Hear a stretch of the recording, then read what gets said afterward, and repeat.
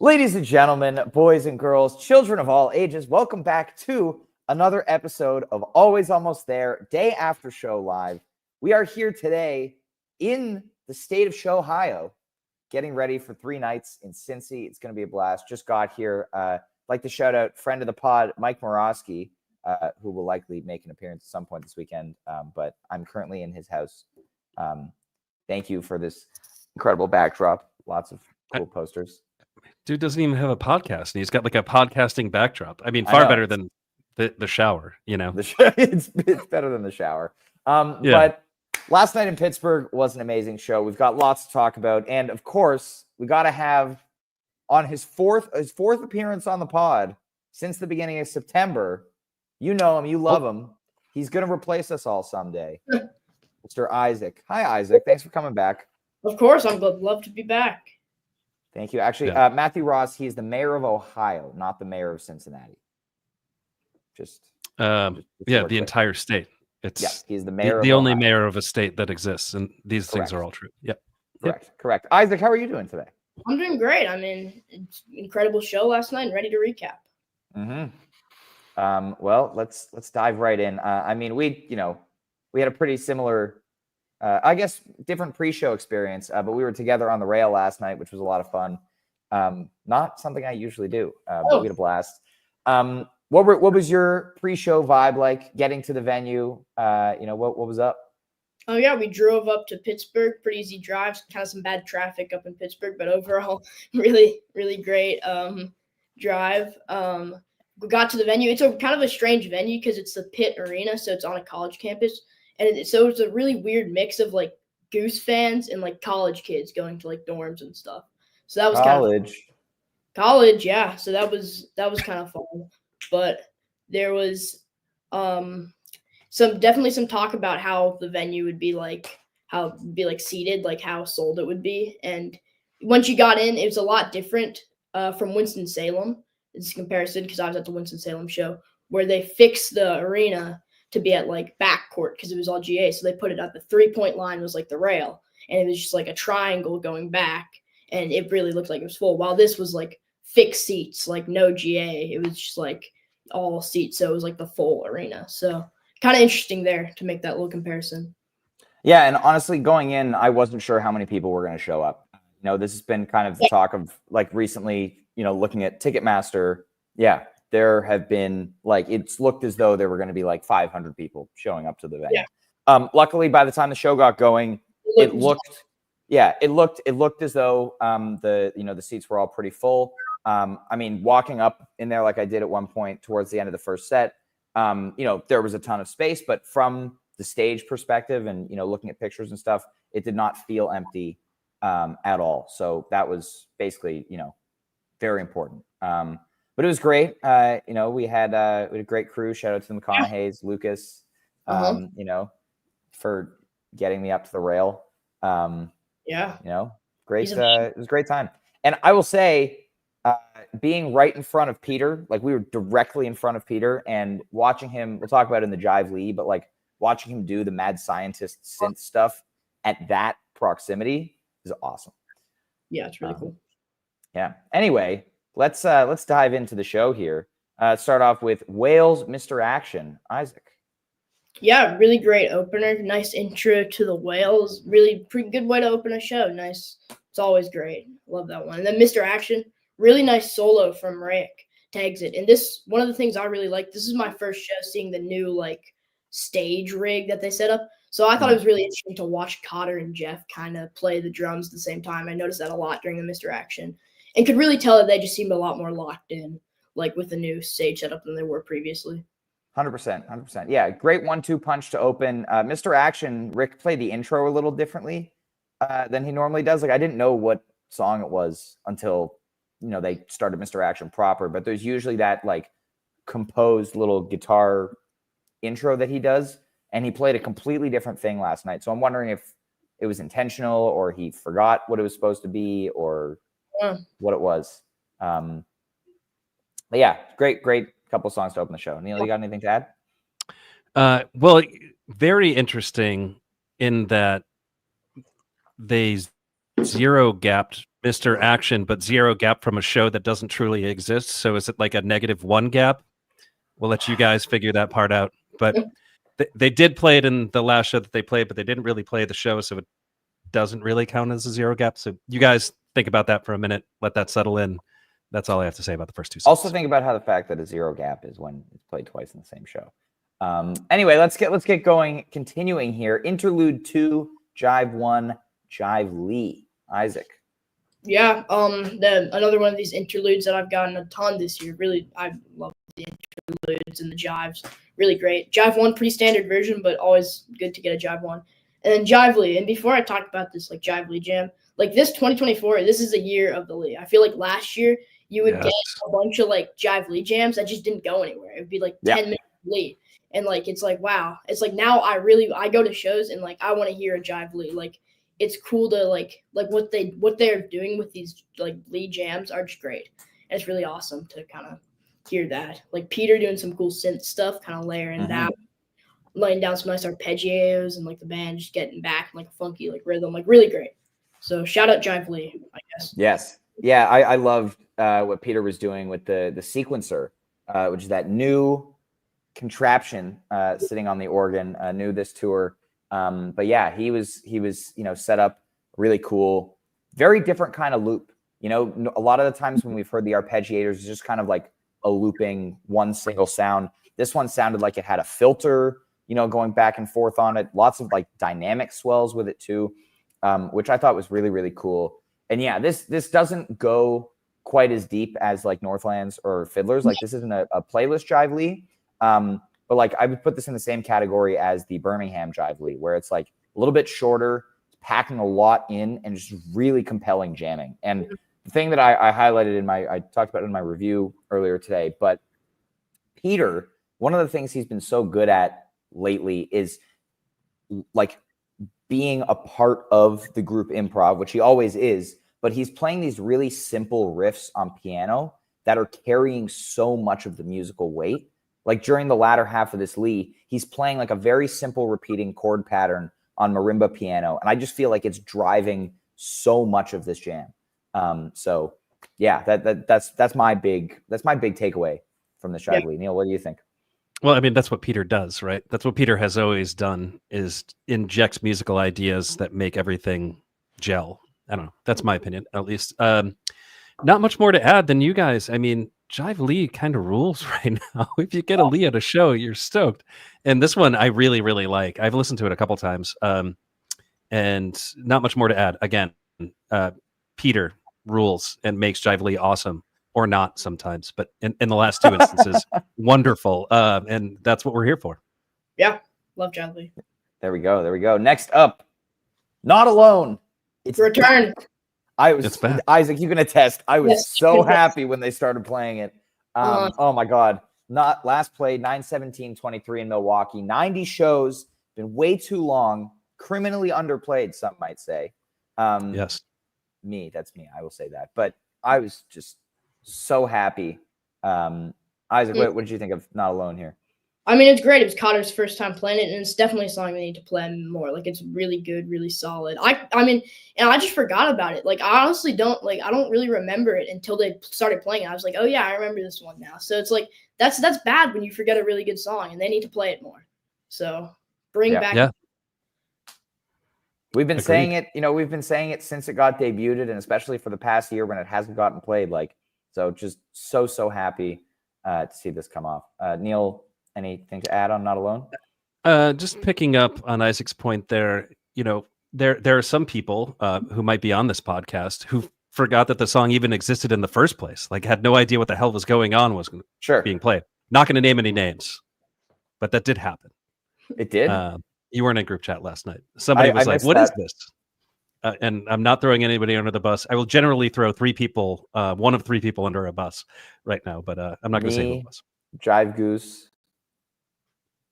Well, not you. And everybody Daniel. knows, like, you're going to know what it is.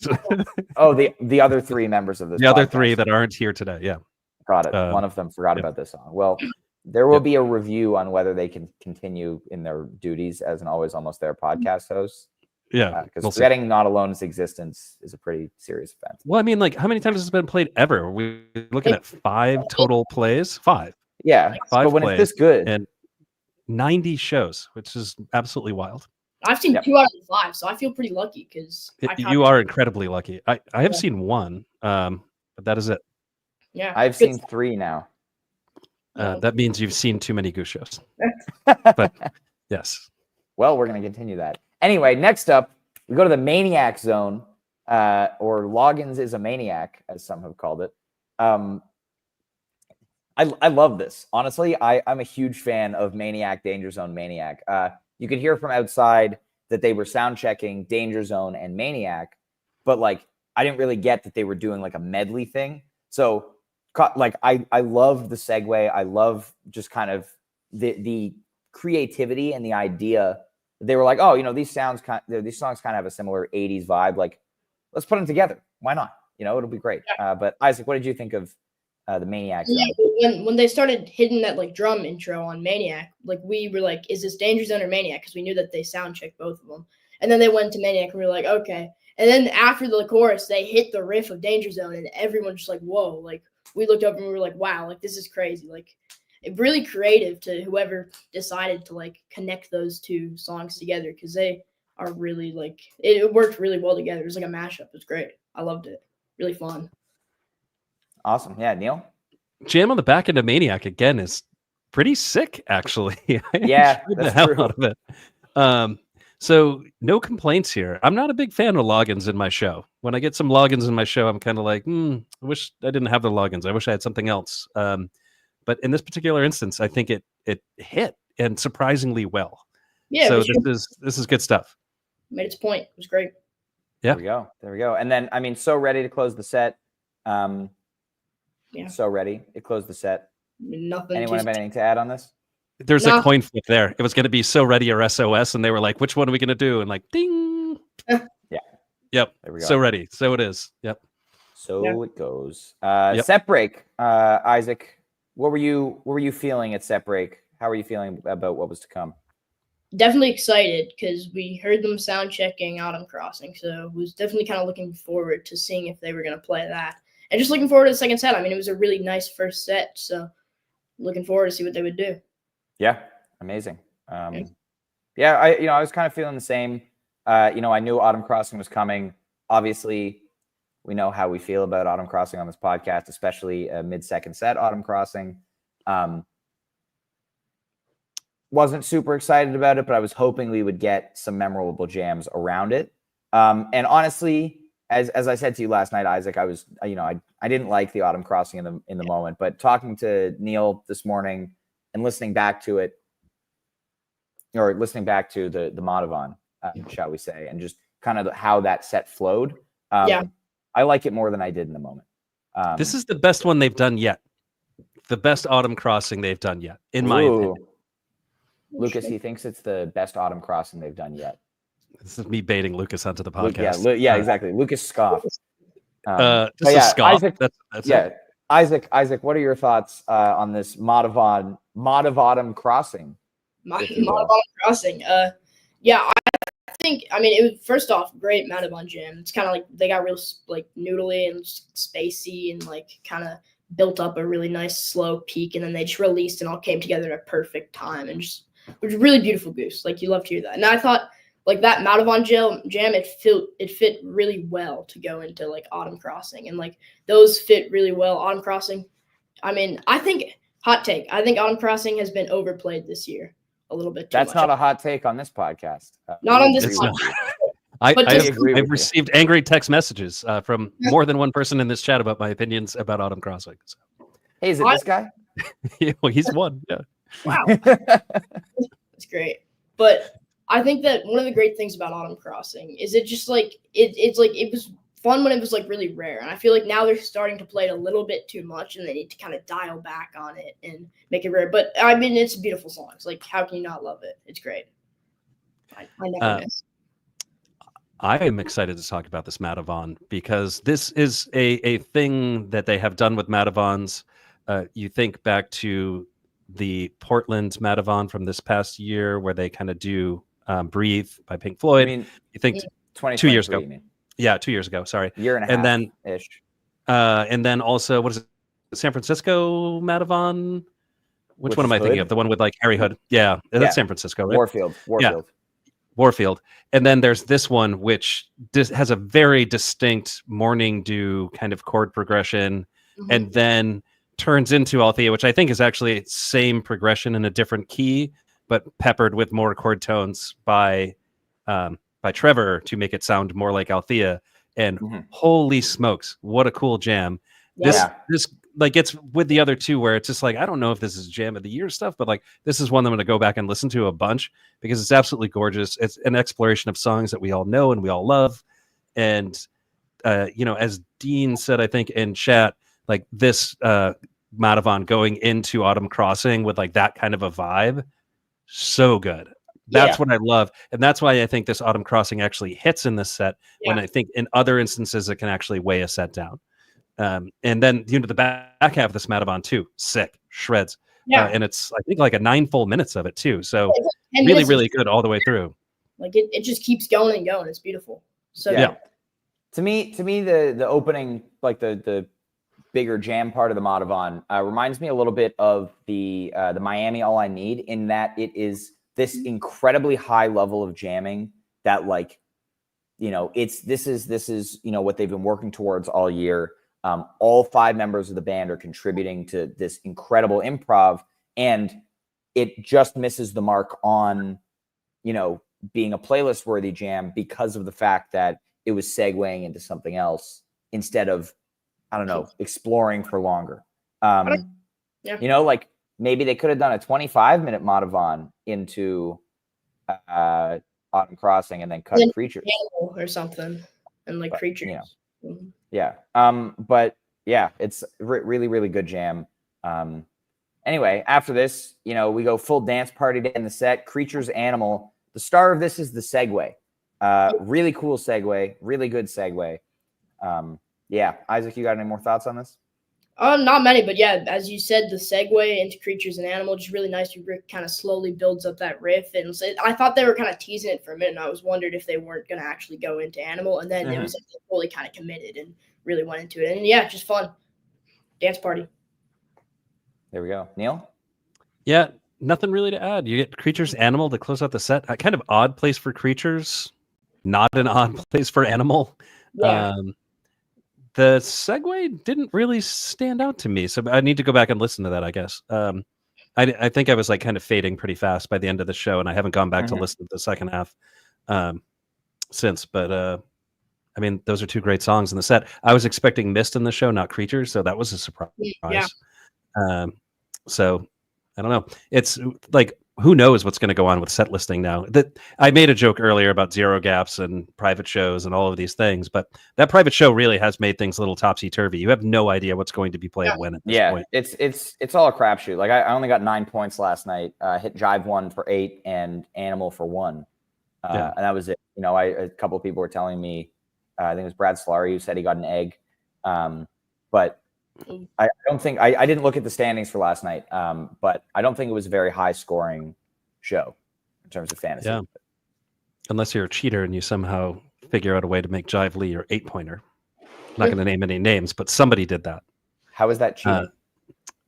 It's just a very, very strange pick for your 8-pointer. That's all I'm saying.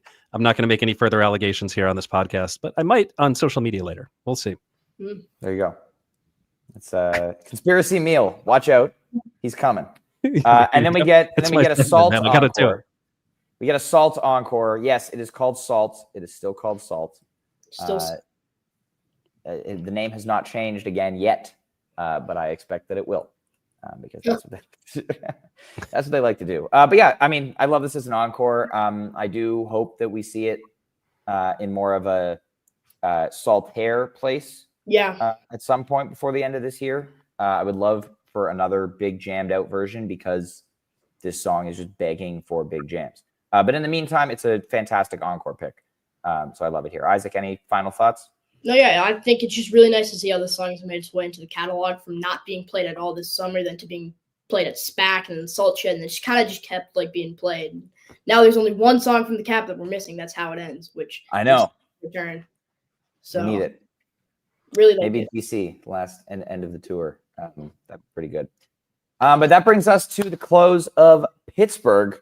We are in Cincinnati now, Ohio, 3 nights at the Andrew J. Brady Music Center. It's going to be a blast. It's going to be a lot of fun. I'm very excited to see 3 shows in a row on a weekend in the same place. Yeah. Which is something we've not gotten in Ohio, which some people say is the Ohio of Ohio. So it is that. Yeah. Yeah. Whereas Pittsburgh is the Ohio of Pennsylvania, Ohio is the Ohio of the United States. Yeah, there you go. I mean, it has earned its name. That's for sure. Yes. I mean, you're in the right spot. For sure. There we go. Well, Isaac, it's been a pleasure as always having you on the pod. Thank you so much for joining us. It's been a pleasure. Lucas says hi. Thank you everybody for tuning in. We will see you tomorrow afternoon at 3:30 p.m. Eastern to talk about tonight's show in Cincinnati. It's going to be fun. We will see you then. Everybody enjoy your Friday night. Enjoy the show if you're going or on the couch or whatever you may be doing. We will see you next time.